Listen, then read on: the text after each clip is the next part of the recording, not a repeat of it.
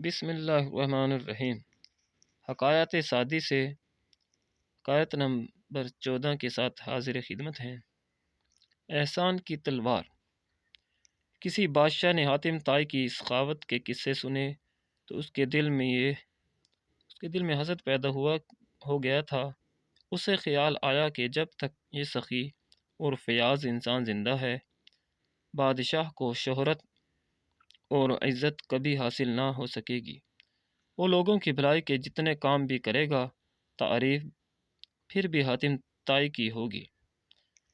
بادشاہ نے حسد کی آگ میں جلتے ہوئے یہ فیصلہ کیا کہ جس طرح بھی ہو حاتم طائی کو مروا دیا جائے۔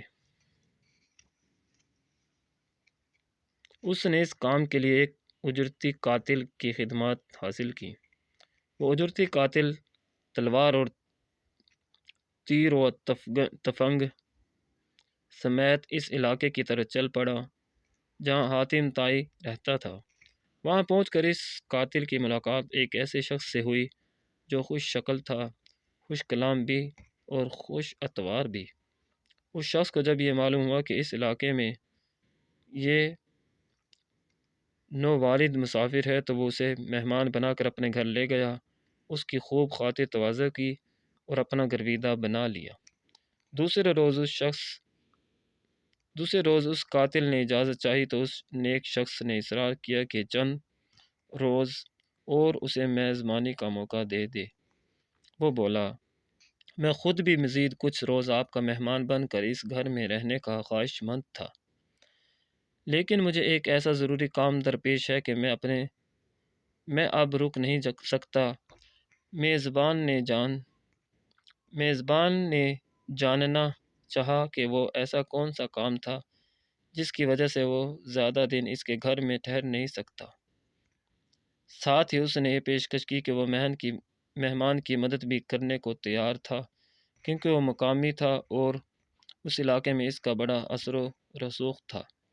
مہمان نے سچ بتا دیا کہ اس کے بادشاہ نے حاتم طائی کو قتل کرنے کے لیے اسے بھیجا ہے۔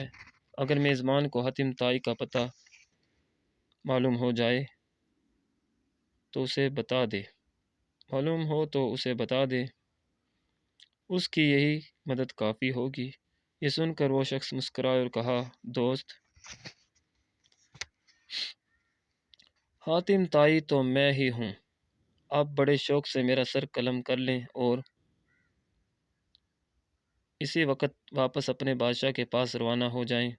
ہاں، یہ بھی یاد رہے کہ اس وقت آپ نے ایسا نہ کیا تو پھر یہاں کے لوگ تمہیں ایسا نہ کرنے دیں گے اور تمہیں ان کے ہاتھوں نقصان اٹھانا پڑے گا۔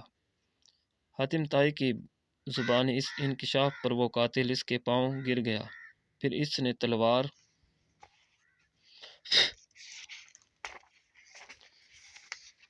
اور ترکش اتار کر پھینک دیے۔ وہ یہ کہہ کر واپس لوٹا کہ حاتم طائی کو قتل کرنا تو بہت دور کی بات ہے، وہ تو اس جیسے انسان کو پھول بھی مارنے کو تیار نہیں۔ وہ قاتل واپس بادشاہ کے پاس خالی ہاتھ پہنچا اور سارا قصہ بیان کیا۔ بادشاہ نے حاتم طائی کی بہادری اور انسانی دوستی کے بارے میں باتیں سنی تو اس کے دل سے سارا حسد جاتا رہا۔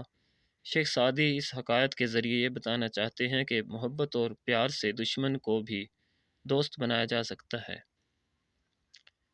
اس حکایت سے سبق ملتا ہے، دوسرے انسانوں کے دل جیتنا دراصل حج اکبر ہے۔